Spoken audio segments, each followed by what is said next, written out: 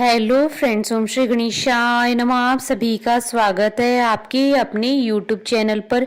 Friends, आज हम आपको इस वीडियो में बताने जा रहे हैं दशा माता व्रत की 10वीं कथा और दशा माता व्रत की पूजा विधि, शुभ मुहूर्त और महत्व के बारे में। फ्रेंड्स, वीडियो शुरू करने से पहले आपसे रिक्वेस्ट है, अगर आप हमारे चैनल पर नए हैं और आपने अभी तक चैनल को सब्सक्राइब नहीं किया है तो प्लीज सब्सक्राइब कीजिएगा चैनल को, साथ ही प्रेस कीजिएगा बेल आइकन को, जिससे नए वीडियो से रिलेटेड नोटिफिकेशन आपको तुरंत प्राप्त हो सके।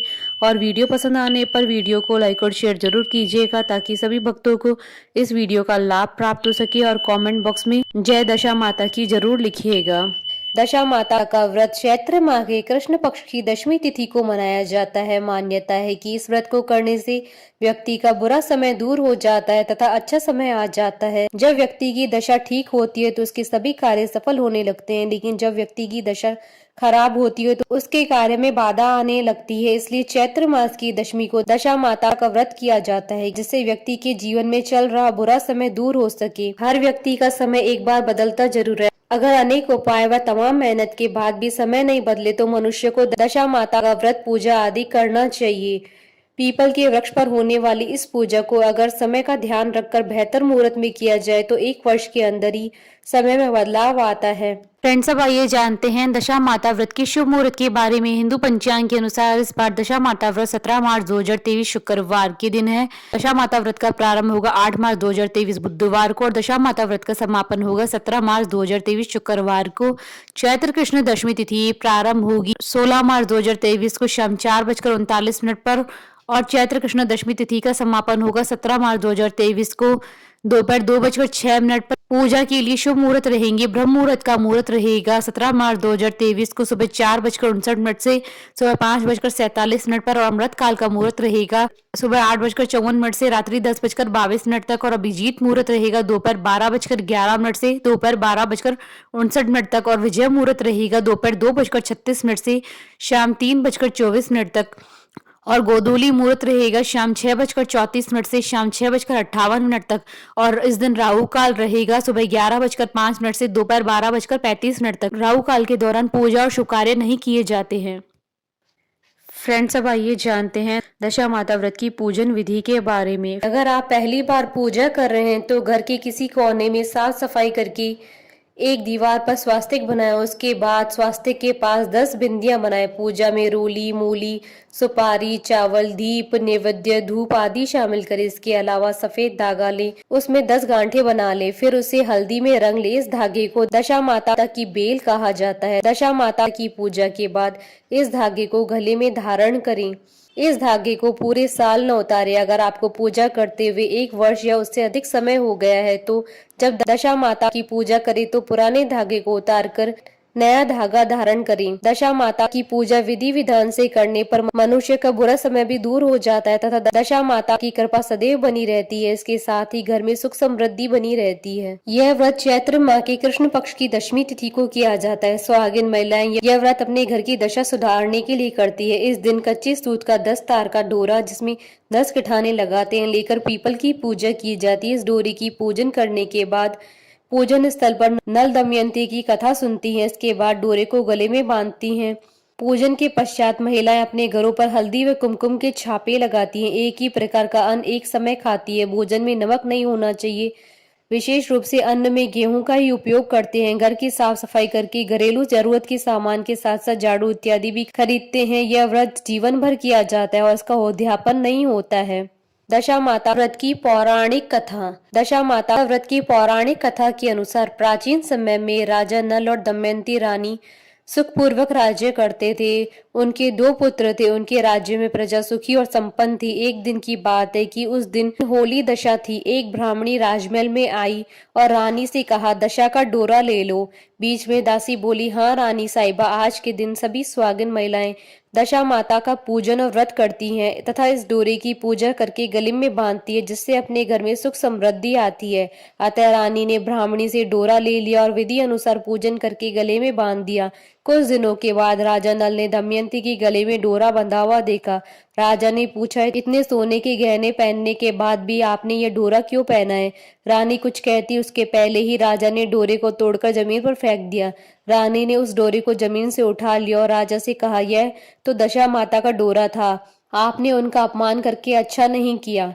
जब रात्रि में राजा सो रहे थे तब दशा माता स्वप्न में बुढ़िया के रूप में आई और राजा से कहा, हे राजा, तेरी अच्छी दशा जा रही है और बुरी दशा आ रही है। तूने मेरा अपमान करके अच्छा नहीं किया है। ऐसा कहकर बुढ़िया अर्थात दशा माता अंतर ध्यान हो गई। अब जैसे जैसे दिन बीतते गए वैसे वैसे कुछ ही दिनों में राजा के ठाट बाट, हाथी घोड़े, लाव लश्कर, धन धान्य, सुख शांति सब कुछ नष्ट होने लगी। अब तो भूखे मरने का समय तक आ गया था। एक दिन राजा ने दमयंती से कहा, तुम अपने दोनों बच्चों को लेकर अपने मायके चली जाओ। रानी ने कहा, मैं आपको छोड़कर कहीं नहीं जाऊंगी। जिस प्रकार आप रहेंगी उसी प्रकार मैं भी आपके साथ रहूंगी। तब राजा ने कहा, अपने देश को छोड़कर दूसरे देश में चली, वहां जो भी काम मिल जाएगा वही काम कर लेंगे। इस प्रकार नल दमयंती अपने देश को छोड़कर चल दिए। चलते चलते रास्ते में भील राजा का महल दिखाई दिया। वहां राजा ने अपने दोनों बच्चों को अमानत के तौर पर छोड़ दिया। आगे चले तो रास्ते में राजा के मित्र का गांव आया। राजा ने रानी से कहा, चलो हमारे मित्र के घर चले। मित्र के घर पहुंचने पर उनका खूब आदर सत्कार हुआ और पकवान बनाकर भोजन कराया। मित्र ने अपने शयन कक्ष में सुलाया। उसी कमरे में मोर की आकृति की खूंटी पर मित्र की पत्नी का हीरो जड़ा कीमती हार टंगा था। मध्य रात्रि में रानी की नींद खुली तो उन्होंने देखा कि वह बेजान खूंटी हार को निगल रही है। यह देखकर रानी ने तुरंत राजा को जगाकर दिखाया और दोनों ने विचार किया कि सुबह होने पर मित्र के पूछने पर क्या जवाब देंगे। अतः यहाँ से इसी समय चले जाना चाहिए। राजा रानी दोनों रात्रि को ही वहां से चल दिए। सुबह होने पर मित्र की पत्नी ने खूंटी पर अपना हार देखा। हार वहां नहीं था। तब उसने अपने पति से कहा, तुम्हारे मित्र कैसे हैं जो मेरा हार चुराकर रात्रि में भाग गए? मित्र ने अपनी पत्नी को समझाया, मेरा मित्र कदापि ऐसा नहीं कर सकता। धीरज रखो, कृपया उसे चोर मत कहो। आगे चलने पर राजा नल की बहन का गांव आया। राजा ने बहन के घर खबर पहुंचाई कि तुम्हारे भाई भौजाई आए हुए हैं। खबर देने वाले से बहन ने पूछा कि उनके हाल चाल कैसे हैं। वह बोला, दोनों अकेले हैं, पैदल ही आए हैं तथा वे दुखी हाल में हैं। इतनी बात सुनकर बहन थाली में कांदा रोटी रखकर भैया भाभी से मिलने आई। राजा ने तो अपने हिस्से का खा लिया परंतु रानी ने जमीन में गाड़ दिया। चलते चलते एक नदी मिली। राजा ने नदी में से मछलियां निकालकर रानी से कहा, तुम इन मछलियों को भूंजो, मैं गांव में से परोसा लेकर आता हूँ। गांव का नगर सेठ सभी लोगों को भोजन करा रहा है। राजा गांव में गया और परोसा लेकर वहां से चला तो रास्ते में चील ने झपट्टा मारा तो सारा भोजन नीचे गिर गया। राजा ने सोचा कि रानी विचार करेगी, राजा तो भोजन करके आया है, मेरे लिए कुछ भी नहीं लाया है। उधर रानी मछलियां भूंजने लगी तो दुर्भाग्य से सभी मछलियां जीवित होकर नदी में चली गई। रानी उदास होकर सोचने लगी कि राजा पूछेंगे और सोचेंगी कि सारी मछलियां खुद खा गई। जब राजा आए तो मन ही मन समझ गए और वहां से आगे चल दिए। चलते चलते रानी के मायके का गांव आया। राजा ने कहा, तुम अपने मायके चली जाओ, वहां दासी का कोई काम कर लेना, मैं इसी गांव में कहीं नौकर हो जाऊंगा। इस प्रकार रानी महल में दासी का काम करने लगी और राजा तेली के घाने पर काम करने लगा। दोनों को काम करते हुए बहुत दिन हो गए। जब होली दशा का दिन आया तब सभी रानियों ने सिर धोकर स्नान किया। दासी ने भी स्नान किया। दासी ने रानियों का सिर गूंथा तो राजमाता ने कहा, मैं भी तेरा सिर गूंथ दूं। ऐसा कहकर राजमाता जब दासी का सिर गूंथ रही थी तब उन्होंने दासी के सिर में पद्म देखा। यह देखकर राजमाता की आंखें भर आई और उनकी आंखों से आंसू की बूंदें गिरी। आंसू जब दासी की पीठ पर गिरे तो दासी ने पूछा, आप क्यों रो रही हैं? राजमाता ने कहा, तेरी जैसी मेरी भी बेटी है जिसके सिर में भी पद्म था, तेरे सिर में भी पद्म है। यह देखकर मुझे उसकी याद आ गई। तब दासी ने कहा, मैं आपकी ही बेटी हूँ, दशा के कोप से मेरे बुरे दिन चल रहे हैं इसलिए यहाँ चली आई। माता ने कहा, बेटी तूने ये बात हमसे क्यों छिपाई? दासी ने कहा, माँ मैं सब कुछ बता देती तो मेरे बुरे दिन नहीं कटते। आज मैं दशा माता का व्रत करूंगी तथा उनसे गलती की क्षमा याचना करूंगी। अब तो राजमाता ने भी बेटी से पूछा, हमारे जमाई कहाँ हैं?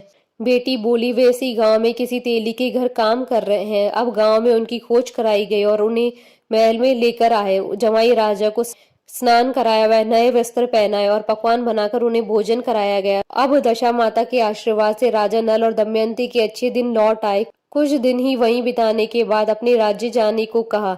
दमयंती के पिता ने खूब सारा धन, लाव लश्कर, हाथी घोड़े आदि देकर बेटी जम्मई को विदा किया।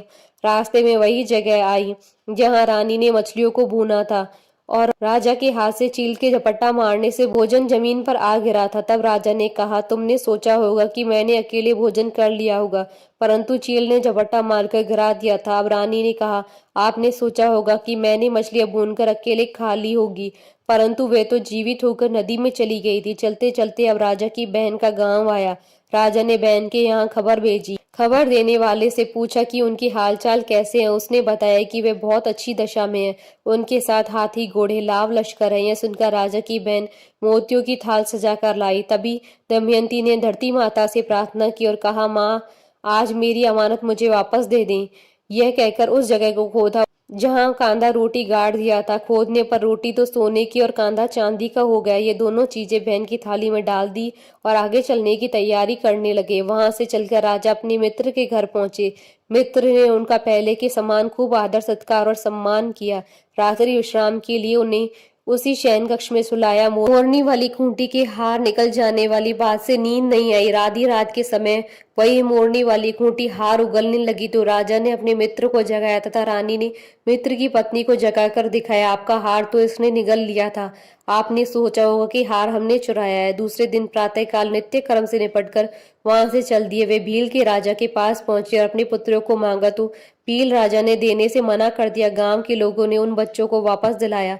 नल दमयंती अपने बच्चों को लेकर अपनी राजधानी के निकट पहुंचे तो नगर वासियों ने लाव लश्कर के साथ उन्हें आते हुए देखा। सभी ने बहुत प्रसन्न होकर उनका स्वागत किया तथा गाजे बाजे के साथ उन्हें महल पहुंचाया।